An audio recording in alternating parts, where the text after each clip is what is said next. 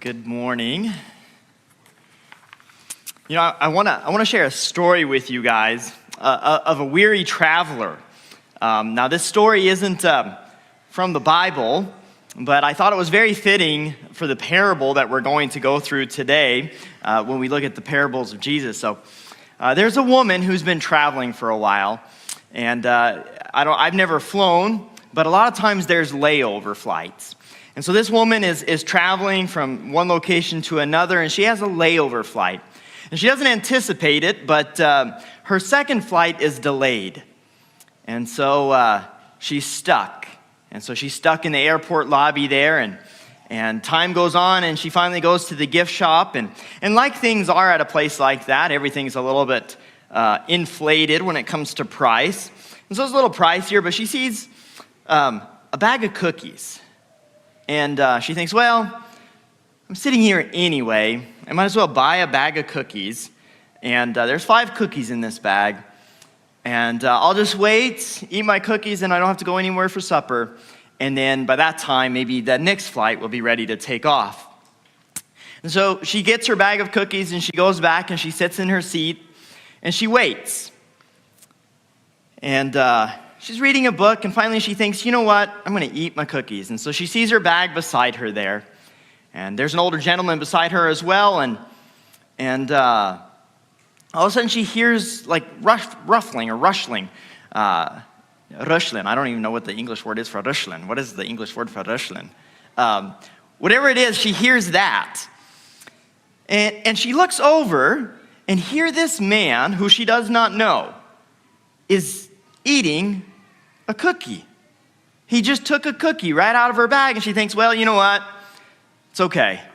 He's probably tired. He was probably hungry. I'll let him have a cookie. And so she takes a cookie. She thinks, well, it's my bag. I better show him. So she takes the whole bag and puts it on her lap, and she takes a cookie out and she puts it back so that he will know it's her bag of cookies. And she eats her cookie. And then all of a sudden she's surprised because she hears it again. He's taken another cookie. And she thinks, like, where are your manners, sir? Why would you eat my cookies? And so she takes another cookie, barely having finished her first, hoping that that's the last cookie he'll take because she only bought one bag of cookies and she doesn't want to go somewhere for supper. And so she eats the 4th cookie. And then she's surprised when the audacity that this man has, he takes that 5th cookie, he breaks it in half, puts half back in the bag, and walks away. And she thinks, how in the world would somebody do that? Like, even to break a cookie in half and leave it here? Like, people just don't have manners anymore. Well, she eats her last half cookie, a little bit bitter, and not able to enjoy it at all. Finally, though, she sits down, finishes her book, and she hears that her flight is ready to take off, so she can board. So she grabs her bag, and as she's grabbing her bag, she looks inside it, and she realizes that the bag of cookies she bought is in her bag, and she was eating his cookies. And all of a sudden, her attitude changes. And so the parable that we're going to go to is a lot like that today. So Jesus tells us these stories when we look at the parables. And by the way, this is the 6th one of 41. So we're going to go through a lot of them, but it's the parables of the 2 debtors. And really a lot of that has to do with a comparison factor. And we'll see that today in Jesus' comparison, or in his parable. He doesn't exactly share the story of the cookies, but it's like that. And see, what happens a lot is we look at other people and not at ourselves. And when we look at other people, we judge them differently than what we would judge ourselves. We look at other people and we think about what they do, not why they do it. We look at ourselves and we often judge ourselves at why we did, not exactly what we did or the outcome of what it is. And so this story is much the same, but I want to just share a little bit about this. This is one of those parables that's only found in one of the Gospels. So it's only found in Luke. The parable of the 2 debtors, and so that's where we're going to read it from, Luke 7. If you want to already turn there, we'll read there in just a little bit. But a couple of things to note here, and I call it money talks, because Jesus probably uses money the most in his parables. He uses it quite frequently.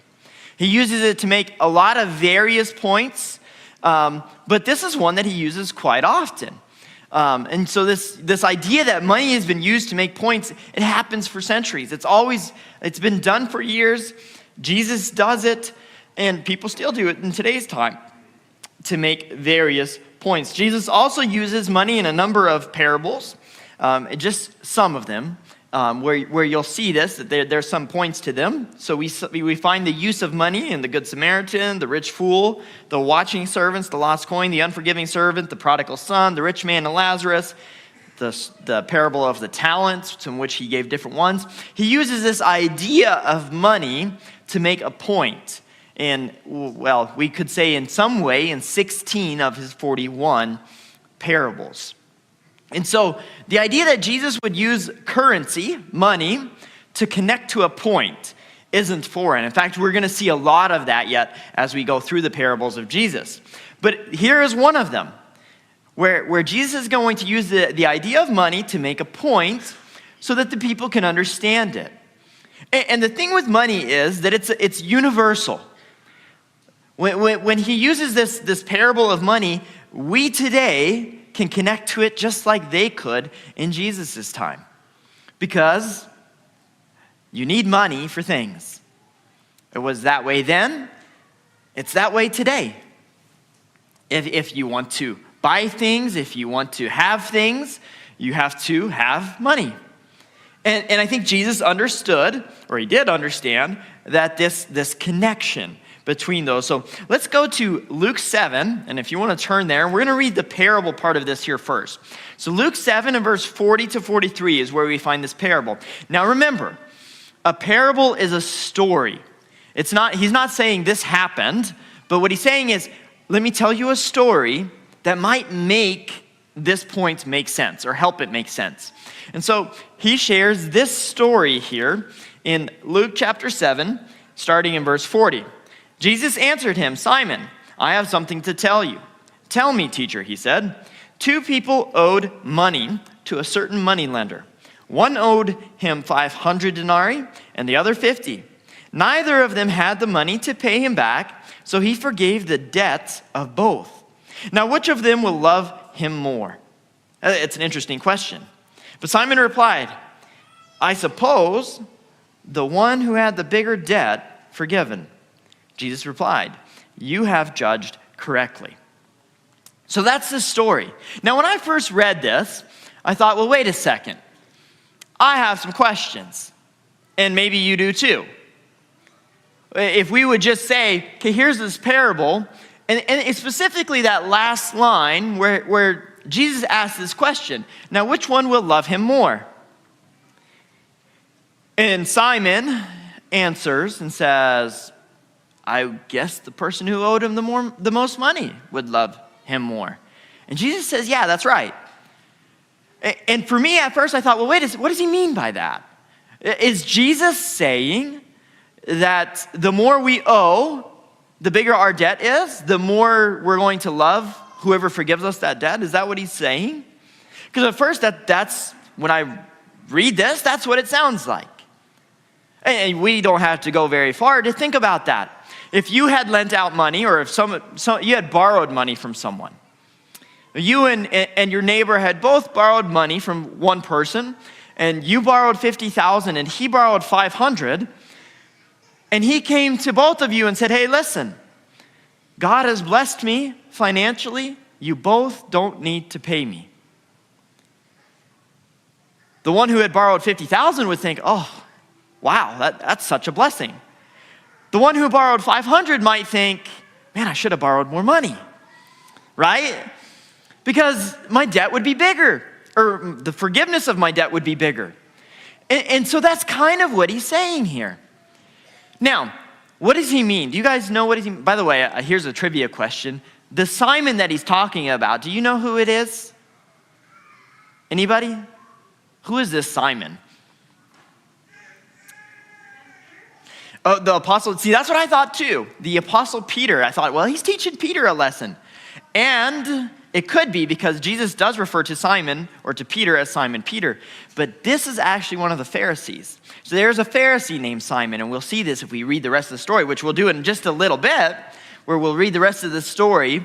And so he's talking to a Pharisee here when he says this. And I think that's important for us to remember because it adds to the story. So what does Jesus mean here? What does he mean by this? The first thing that comes to most of our minds is, does Jesus mean to say that those who have sinned more can love Jesus more? Because when we would read that, that's what it would sound like. Because if we go back, and he says, I suppose the one who had the bigger debt forgiven. And what we think that, although Jesus is talking about money, does he really mean money here? Probably not. That's the idea of a story, right? He says money. Somebody owes 500 or somebody owes 50 and somebody owes 5 or 550 here. Then it sounds like he's talking about money, but he doesn't mean money at all. And we'll see this as we read the rest of the story. He's really talking about sins. So he's equating money to sins. And so when we read this, we say somebody who has 500 sins versus somebody who has 50 sins. And God forgives both. Who would love God more? And the answer would seem obvious, just like Simon answers. And he says, well, I suppose the one whom he forgave more. That would make logical sense, that person would love God more because he had more debt forgiven. And when we first read this, that might make sense. And that some of you maybe even grew up that way. I don't think that it's not far from a foreign teaching in our Mennonite culture that we would say, when you're young, live, do stuff. I mean, we hear this even actually today. Live recklessly, like Dodi Itoben, we would say. I hope we don't say that anymore, but it's been said. And then we think the idea that the person will get all of the sin out of them, then they'll come to Jesus. Jesus will forgive everything they've done, and then it's over. The person, they'll be done with that life. And so in a way, we have that kind of an attitude. The more we do, the more God can forgive. And so the more grateful or the more loving we should be towards God because he forgave me more than he forgave somebody else. The question that also becomes to some people, and by the way, we actually read this in Romans, where it says, what then, the writer of Romans asked this question, and he says that God's grace covers sin. And then the writer says, what is it? Or somebody in there says, what does that mean? Should I go on living in sin so that God's grace can be increased? We see this in Romans 6, I believe. And it's kind of the same question. So if I sin more, that means that God's grace and God's love and God's forgiveness will cover more. So should we just do that? And it's almost like he has a question to this very Bible verse. And I think people today ask that question. Like, if I go on and I live a sinful life, at the end of my life, I'll say, God, forgive me. And then God will forgive me for all of the things I have done. And then I'll just, I'll die happily and go to heaven. And people live their whole life with that as their plan. To live in sin, not change what they know they should change, and then at the end of it, just say, God, forgive me. God will forgive everything. They'll love God, and then we'll move on. And as if God can, or first off, we as mankind can just flip a switch and say, I didn't love God. I did everything that God didn't like. And one day when I get close to death, I'm going to flip the switch, and I'm going to love God. But the reality is that if you don't love God today, and you live your whole life practicing not loving God, that switch can't just be flipped. It's not that easy. And by not that easy, I mean that it's not just a switch we can flip, it's a mindset that has to change. It's a submissiveness, it's a love towards God. So people ask that question.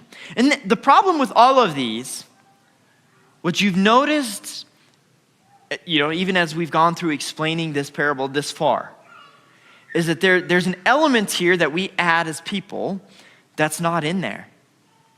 So we read that and we say, one has 500 and one has 50. And what do we automatically do?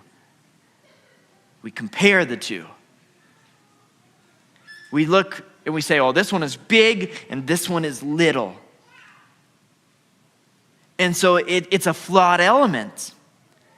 And we almost think as if Jesus is comparing these two, when in reality, what I think he's doing here is he's helping these self-righteous people see their flaw. See, the Simon that he's talking to is a Pharisee. And the one thing that we need to know about a Pharisee is that Pharisees thought they were holier than other people. They didn't have as much sin as these other people did because they were better. You know, they followed the law, they dressed a certain way, they went to the church, they kept their hands clean which we'll get into some of that, clean from the unholy people. And so Jesus is talking to one of these people who says, you know, hey, I do everything right, and so I don't have as much sin as someone who doesn't live like I live. That's who he's talking to. We see examples of how Pharisees, even Jesus constantly is ridiculing them for how they compare, how they think themselves so holy that they overlook really who God is. They miss who God is. They miss why they're doing what they're doing. And we see that all throughout the Gospels. But that's who Jesus is talking to. And we can do the same thing. So when we first read this and we say, well, who do you suppose would love God more? The one who has 500 sins forgiven or the one who has 50 sins forgiven? And we say, well, it's obvious, the one who has 500 sins forgiven. And I think about that. Because I know people, I grew up almost I don't want to say as a Pharisee, but I grew up thinking, you know, I don't do all the bad things all the other people did in the youth. I wasn't one of those, believe it or not, I wasn't one of those wild child kind of people. A lot of energy. I used it in different ways. But I lived my young life thinking, I don't have that much sin. And even I remember when I wanted to get baptized, you know, you're taught to make things right. And that is true. We should make things right. And I thought, well, what really have I done? I've lied. I've stolen some things. I took things that weren't mine. But, you know, I really never got into like that party lifestyle. I didn't really get into drinking or smoking or anything like that. I just didn't. And I viewed myself kind of like that. Now, for years I thought, man, I wish I had more of a rough background. Like, I wish I had more sin in the past so that I could see the difference between knowing God and not knowing God. And I lived a long time like that until what I realized is what I think the point that Jesus wants to make is it doesn't matter if it's 50 or 500, you still need Jesus. But who he's talking to is a Pharisee. And a Pharisee wouldn't have seen it that way. So he asked the Pharisee that question. Who do you think would love Jesus more? Now, why do you think he asks that question? We'll get into that in a little bit. So there's this struggle with comparison that happens, and we see it here as well. If you want to, we'll read one more passage here in a little bit, and I'll show you kind of how these Pharisees thought that they were better than other people. But when we look at others instead of ourselves, we miss the gravity of our own mistakes. It happens today just like it happened here. We look at other people and we say, I'm not like that, so I must be better. And a lot of the times, let's just say you work for somebody, it's so easy to see the flaw of your employer. But oftentimes, your employer sees the flaw of his employee. You might think, oh, my boss is lazy, he does nothing. You don't see the paperwork or the mindsets or all the things that he's lining up as he goes. And he might think that before I was the boss, I worked way harder than my worker does. Why is he lazy? Now, can both be right? Sure. Or can both be wrong? Probably more likely. The truth might be somewhere in the middle. But what happens when we look at other people instead of ourselves, we miss our flaws. We see their flaws and we miss our flaws. The more you look at other people, the more you'll either become envious or jealous or want what they have, or forget what you do wrong. And this happens all the time today, just like it did back then, I'm sure of it. We think about other people and we say, if I only had the opportunities they had, I'd be in a better place too. Guess what? You might totally miss every opportunity you've ever had in front of you because you're not thinking about it. You're thinking about their opportunity. You don't even see your own. And you might be missing an opportunity that God has placed right in front of you, and you're too busy looking at other people that you don't see it. Or you look at somebody else's flaw. This is the speck in your neighbor's eye and the plank in your eye analogy. You look at somebody else's flaw and say, that person needs help. And you forget to see that you too need help, that you too aren't perfect. We do this all the time. And I would imagine that in this room, most of us are guilty of this at some level, or have been guilty of this at some level. The second part of this struggle with comparison is that in reality, all of us have a great sin wiped away. Before we get to the end of this, let's turn with me to Luke 18. So just a little bit further down, we have this, and this isn't a story, this happened. So in Luke 18, verse 11,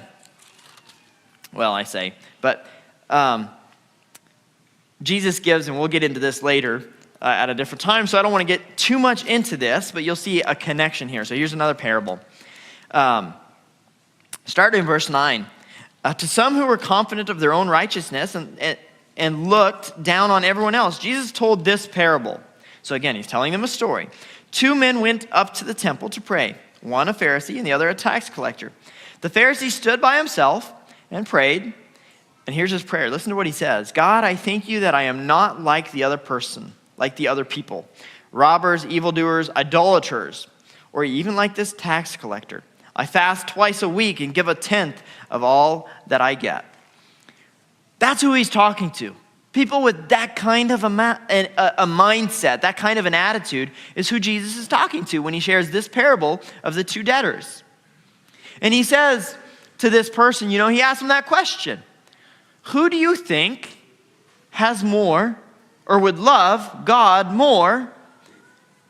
The person who has this much sin forgiven? Or really what Jesus is saying, or you who have this little forgiven? Do you see what the point that he's getting at? You think you're so good, how can you love God? You think you have everything together, you don't actually even need God. But the truth is, you both have a debt that you can't pay. And so part of this struggle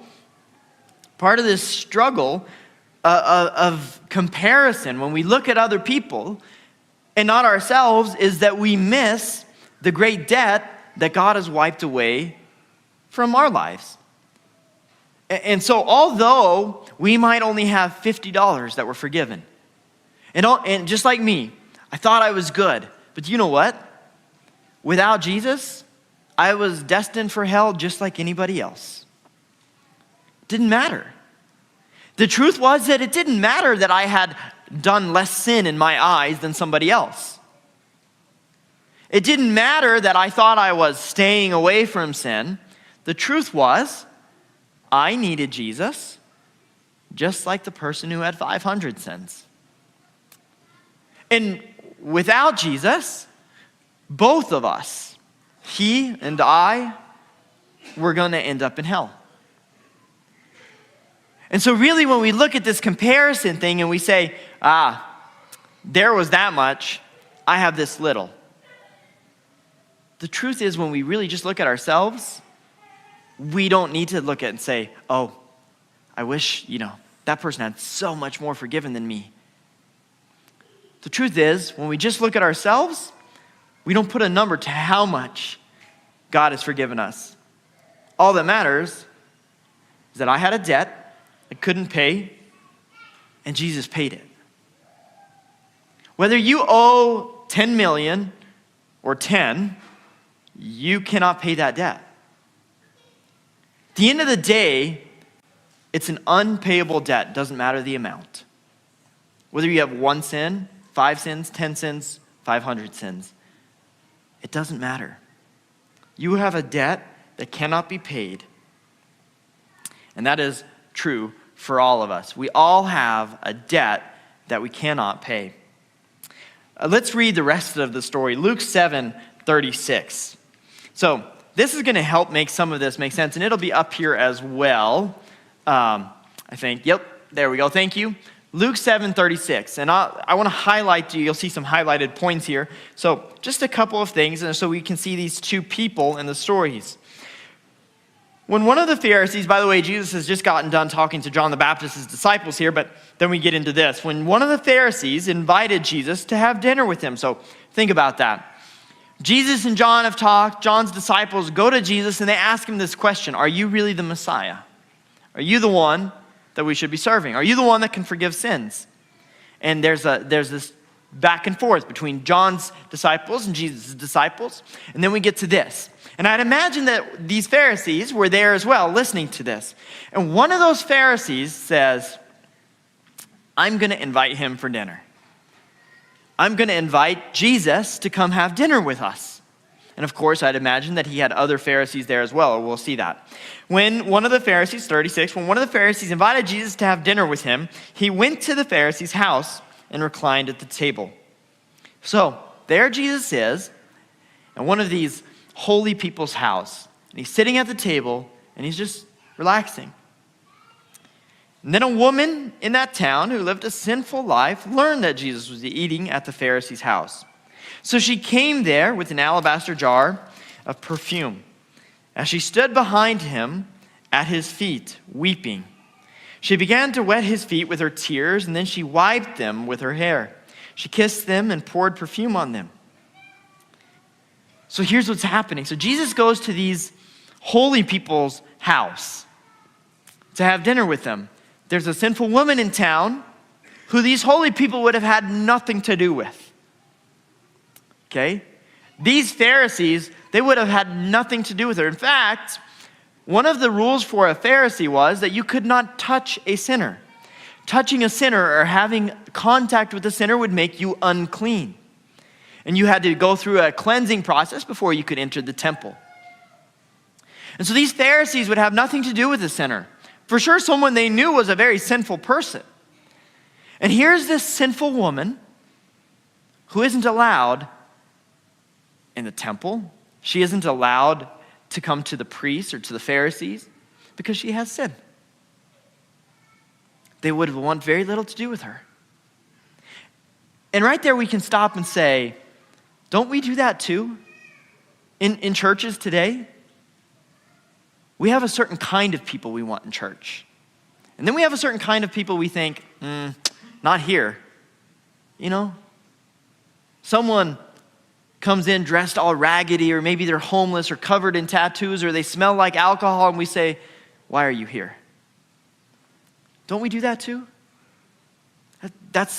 We look at ourselves and say, we're better. We don't have that much sin. And so I think we can stop right there already, and we can see a point that Jesus is making to this Pharisee. And we don't have to say, the Pharisees did that. We can look at ourselves and say, who would we want in church? Who would we accept in church? Here's one. With the LGBTQ movement, would we accept someone if somebody wanted to walk into church and just sit in church with us?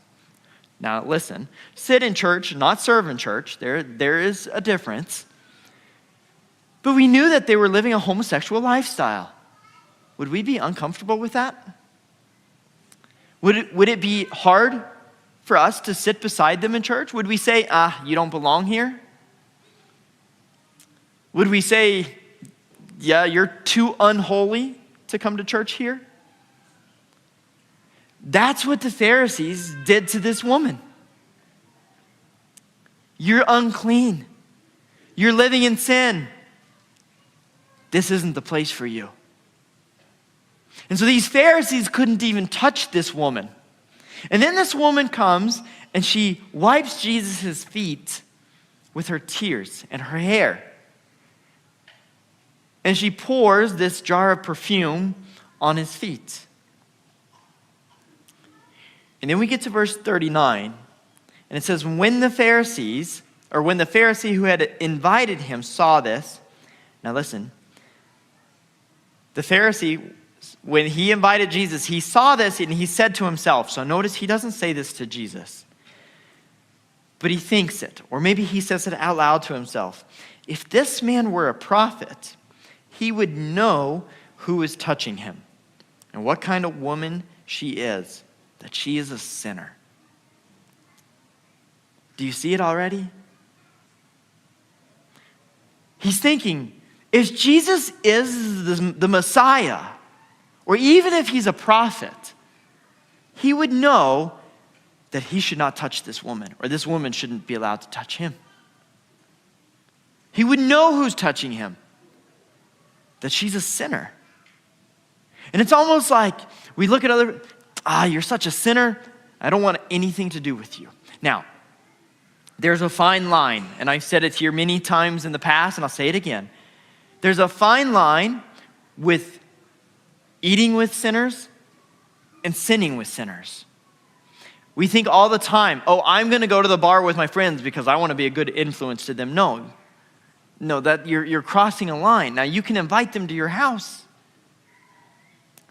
You can go, they want to watch a movie that's not godly. You don't have to go with them, but you can invite them to watch a movie at your house. And so it's not that we have to completely separate ourselves from sinners, but we have to be careful that they don't influence us. And what the Pharisees had done, just like the Jews did, they created these bylaws in order to protect them from sin. And one of those bylaws was, don't touch a sinner. Don't even be around them, much less be touched by them, because you would become unclean. And this Pharisee is thinking, if Jesus is who he said, or who he says he is, he would know this woman is a sinner. And she's touching him. Not only is she touching him, but she's, rubbing her hair on his feet and crying on his feet, and she pours perfume on his feet, rubs it in. He would know that this is wrong. And then we get to verse 40, which is what the parable itself. Jesus answered him, Simon, I have something to tell you. Tell me, teacher, he said. 2 people owed money to a certain moneylender. One owed him 500 denarii, and the other 50. Neither of them had the money to pay him back, so he forgave the debts of both. Now, which of them will love him more? Simon replied, I suppose the one who had the bigger debt forgiven. You have judged correctly, Jesus said. What is he saying to Simon? This woman, she has had a lot of sins. But she can love me because her sins are forgiven, just like yours. Now there's that added factor of if you don't think you need Jesus because you're good enough, you can't love God. We all have to understand we all need Jesus. We have to have Jesus. It doesn't matter how good we think we are. Without Jesus, we're lost. Whether we owe 50 or maybe even we think we owe 5, it doesn't matter. You're lost. It doesn't matter how holy you think you are. It doesn't matter how far away from sin you've tried to stay. You need Jesus. And so when Jesus says this to Simon, what he's saying, this woman, she has a lot of sins. But she understands what forgiveness is like. She can see the difference between a life of God, with God, and a life separated from God. But if you don't think you've ever been separated from God, you can't see that. You can't see that. And so he goes on. Interestingly there, in verse 43, he says, you've judged correctly. A lot of people make that, don't judge Bible verse, that Matthew 7, don't judge or you too will be judged. And we say, I should never look at anybody else. And I should never judge them for their sin because I don't want God to judge me. But what does he say here? You've judged correctly. We are to judge people. In fact, it's the only way we can help people. And we've talked about this in a different sermon some years back. If you don't ever judge somebody, you can't help them. That's the only way you know someone is living in sin is to see it.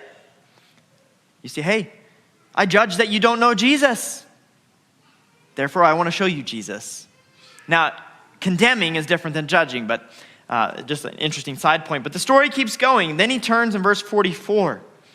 He then turned toward the woman and said, Simon, do you see this woman? I came into your house and you didn't give me any water for my feet, but she wet my feet with her tears and wiped them with her hair.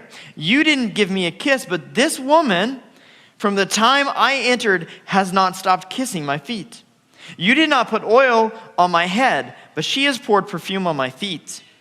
Therefore I tell you, her many sins have been forgiven, as her great love has shown. But for whoever has been forgiven little, loves little. Then Jesus said to her, your sins are forgiven. The other guests began to say among themselves, who is this who even forgives sins? And Jesus said to the woman, your faith has saved you. Go in peace. The verse where I want to just stop a little bit is 47. Again he says, but whoever has been forgiven little loves little. Does it mean that if I've just sinned a little bit, I can only love God? No. Jesus is pointing to a flaw of the Pharisees. You don't think you need Jesus. You think you only need God a little bit because you're so holy. And that carries over today. If you want to be self-righteous, and you say, I'm pretty good. I've given everything. I give time. I serve in church. I do all of this stuff. I'm way better than the other people I work with. They need Jesus. Or my friends, they need Jesus. But I go to church. I go to Bible study. I give my 10th. No, you're missing the point. You need Jesus. I need Jesus. Just as much as the person doing drugs on the corner right now, on a street somewhere. And I can say, I'm better than that person. But the truth is, we both need Jesus. I've just accepted him already, and he hasn't. So my job now is not to say, I'm better than the person who hasn't accepted Jesus. My job is to go find the person and say, you know what? I had a debt I couldn't pay. But I know somebody who could pay that debt. And he did. And I also know you have a debt that you cannot pay. Whatever hurt or whatever heartache or whatever blame or whatever trials people go to or go through, God can help you. You just need to turn to Jesus. The Pharisees had trouble with this. They couldn't see it. Because so much of what they thought being a Christian was, following God was, doing the right things. If I just do this, and this, then I'm good. And Jesus, in this parable, wants to make it very clear. You all of us, we all need Jesus. And the second that we start looking at other people and saying, thank goodness I don't have as much sin as them, we miss what Jesus has done for us. All of a sudden we think, Jesus just, he forgave this little bit of my sin. I don't really need him. the second we start comparing. But if all I do is say, I had a debt I couldn't pay, then it doesn't matter how little or how much sin there was.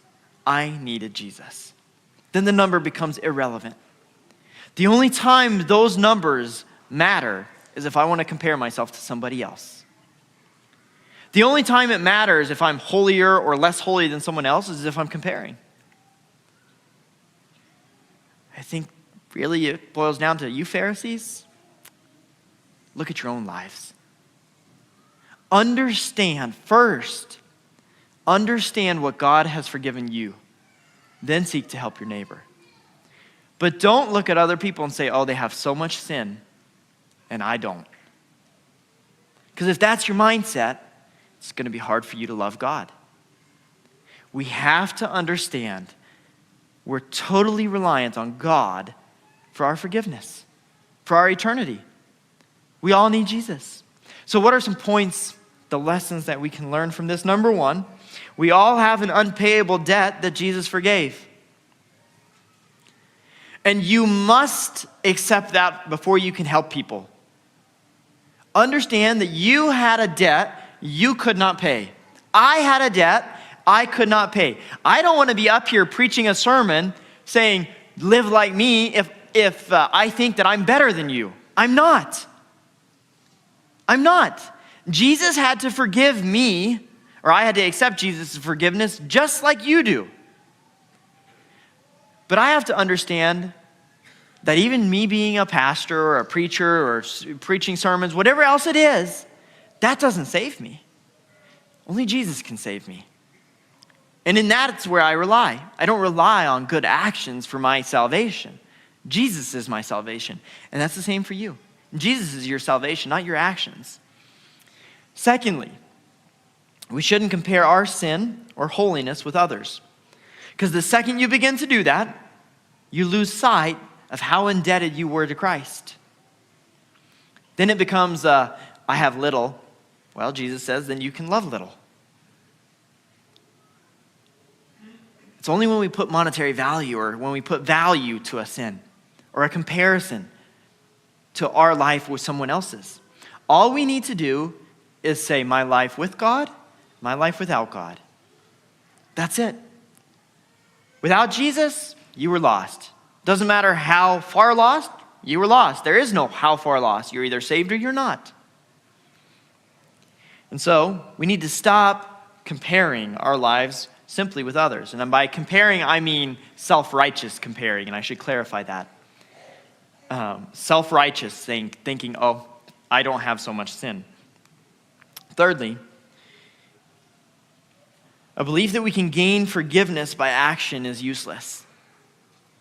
To think that if I just do the right things, God will forgive me. And that sounds almost wrong to say it like that. God doesn't forgive you because you do the right things. God forgives you because he loves you. He forgives me because he loves me. He then requires, God forgives me because he loves me. If I love him, then I'll do the right things. But me doing the right things isn't earning forgiveness. And I hope that makes sense. So there's a difference. God forgives because he loves. And if I love God, I'll seek to do the right things by God. That's where the actions come into play. Fourth, we shouldn't be so quick to throw aside the sinner. Just like this woman, many times Christians look at other people and say, yeah, you're not welcome here. You've done too many bad things. We can't accept you. Just like the Pharisees did to this woman. She's a sinner. Jesus, if he only knew that she was a sinner, Jesus wouldn't let her touch him. And you know what? I think we need to be careful before we throw those stones. In fact, we say all the time that the church should be a hospital. There is no better place for a sinner than in church. At least it should be that way. But that requires that those of us who do come to church don't sit with casting eyes, throwing stones throughout the whole sermon, but that we love the sinner and seek to help the sinner. So we shouldn't be so quick to just throw them aside, but rather, we should, fifthly, love everyone or seek to love everyone the way that Jesus does. Notice that Jesus doesn't say, you know what? Before you think you can wash my feet, stop sinning and prove it. Notice that he doesn't say that? He doesn't say first, you need to go live a life of at least a year, 6 months, couple months without sinning. Then you can come wash my feet. But he understands her heart, and that's why he could love her. He understands, because you know, what does he say at the end? Your faith has saved you. He understands what the Pharisee couldn't see. Inside, she was probably a broken woman living a horrible life, a nightmare. She probably regretted the lifestyle that she had. Or why else would she seek Jesus? She wanted something different. She was crying for something different.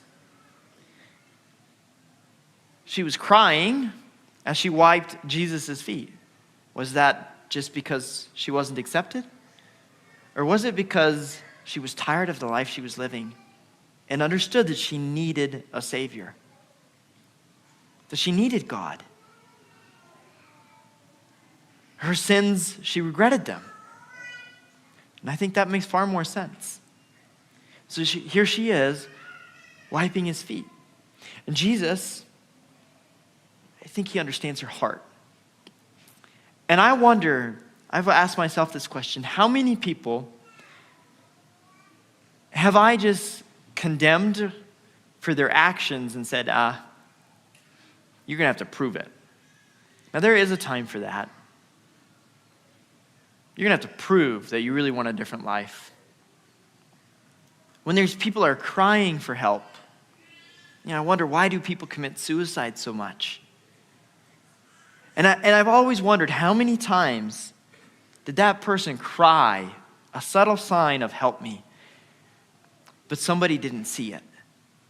Because they were either too self-righteous, they were too much like a Pharisee, maybe they were tired too. Whatever the reason, did it happen? And so I think the fifth point we can take from this parable is we need to learn to look at people the way that God looks at them. Doesn't mean we know everything about them, but instead of seeing a sinner, we can see a broken heart. We can see somebody that's missing something. And I, as a Christian, I know what they're missing. I should lead them to that. But you know what that takes? Time. It takes energy. It requires lots of sacrifice. And that's hard for us. And then lastly, we should be grateful for what Jesus has done for us. Always remember, I don't want to say dwell on your sin, but remember that before you accepted Jesus' forgiveness, you were just as bad as the worst sinner you can put in your mind. Just as lost as the worst sinner you can place in your mind. Whether you want to compare yourself to Hitler or Stalin or the Taliban, it doesn't matter. You were lost before you knew Jesus. I think those 6 points Jesus wants to make in this parable. Maybe you think you are pretty good and you only have 50 talents or denarii that needs forgiven. I think you might be missing the gravity of what Jesus has done for us on the cross. Let's pray. God, we thank you. We're so grateful that you forgave our sin. No matter how great or how small we believe them to be, we know that sin separates us from you. God, and you're the only way back. You are the way, the truth, and the life, and no one comes to the Father but through your Son, Jesus. And we know that we need Jesus in order for us to enter eternity with you, God. So God, I just pray that we wouldn't be like the Pharisees that Jesus was talking to here. That we wouldn't look and say, I'm so good, I don't need forgiveness. But rather, God, that we would understand and truly be grateful for what you've done for each and every one of us. God, that I would be grateful for what you've done for me, and so every one of us would be.